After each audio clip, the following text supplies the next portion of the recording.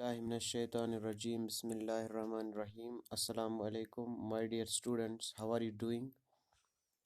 I hope कि आप लोग अच्छे से होंगे और आप लोगों ने बड़ी अच्छी प्रिपरेशन की होगी सारे सब्जेक्ट्स की, क्योंकि U2 जो है आपका U1 और U2 एग्ज़ाम वो जल्दी होने जा रहा है।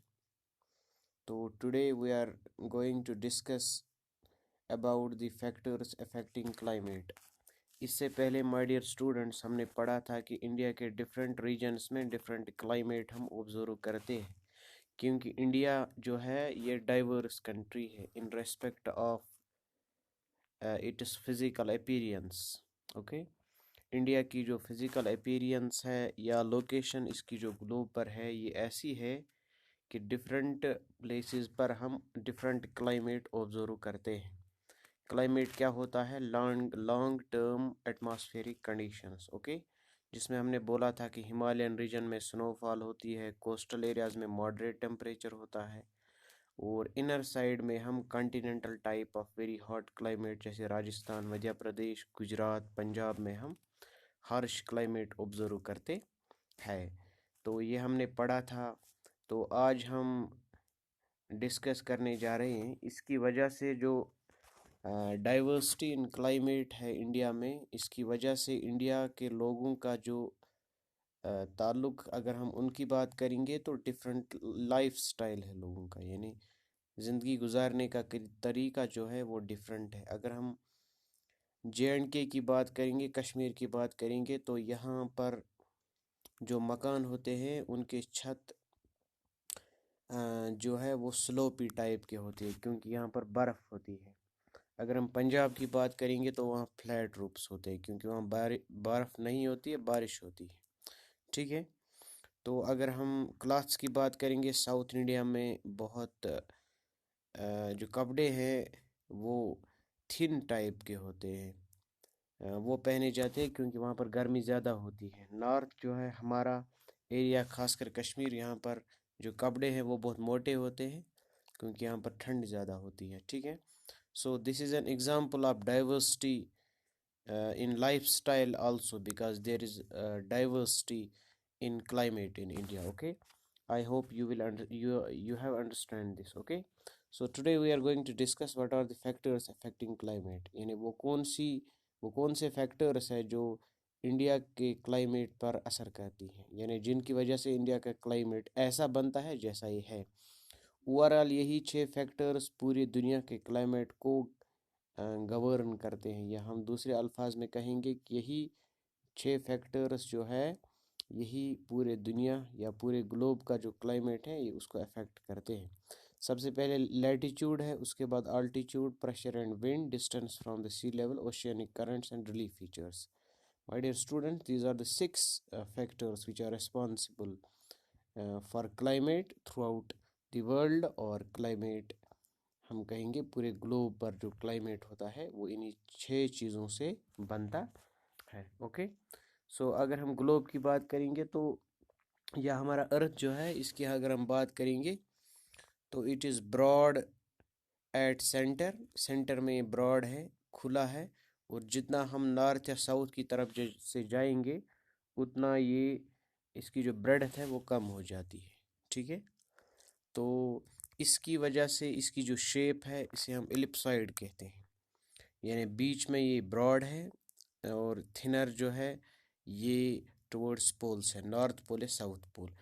ये इस शेप को हम जियोमेट्री में एलिप्सॉइड कहते हैं। तो इस शेप की वजह से जो सन की रेज है अर्थ पर जो है डिफरेंट इंटेंसिटीज़ में पड़ती है। कहीं पर सन जो है उसकी इंटेंसिटी ज़्यादा होती है हीट और लाइट की, तो कहीं पर कम होती है। सबसे ज़्यादा इंटेंसिटी वहाँ पर है जहाँ पर अर्थ सबसे ब्रॉड है, वहाँ से सन तक सबसे कम डिस्टेंस है, उसे हम इक्वेटर कहते हैं। जितना जितना हम इक्वेटर से नॉर्थ या साउथ की तरफ जाएंगे, यानी 0 डिग्री से 5 डिग्री, 10 डिग्री, 15 डिग्री, 30 डिग्री, 45, 60 या 70 डिग्री नॉर्थ या साउथ, उतनी जो है सन की इंटेंसिटी हीट और लाइट की कम हो जाएगी, क्योंकि सन से अर्थ की डिस्टेंस उतनी बढ़ जाएगी, क्योंकि because of the shape of the earth. ठीक है। तो मुझे उम्मीद है कि आप लोगों को ये चीज़ समझ आई होगी। तो इसी वजह से हमने इमेजिनरी लाइंस अर्थ पे ड्रा की है, जिन्हें हम equator, Tropic of Cancer, Tropic of Capricorn, Arctic Circle और एंटार्क्टिक सर्कल के नाम से जानते हैं। इसीलिए हमने डाली है क्योंकि इन एरियाज़ में डिफरेंट इंटेंसिटी की हीट एंड लाइट अर्थ के सरफेस पर पड़ती है।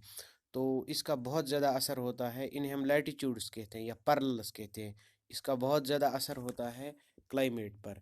जहाँ पर सबसे ज़्यादा इंटेंसिटी होती है सन की, वहाँ पर जो मौसम होता है, क्लाइमेट होता है, through out the year very hot होता है। और जितना हम पोल्स की तरफ जाएंगे उतना जो क्लाइमेट है उसमें जो है शिद्दत में कम आ जाएगी, intensity of heat and light उसमें कमी आ जाएगी। तो माय डियर स्टूडेंट्स, इसी की वजह से मैं आपको यहाँ पर ये स्लाइड दिखाना चाहता हूँ। तो इस अर्थ की शेप की वजह से कि इसकी डिस्टेंस जो है सन से बढ़ जाती है, जितना हम पोल्स की तरफ जाएंगे, और उतनी इंटेंसिटी जो है हीट और लाइट की सन की कम हो जाती है।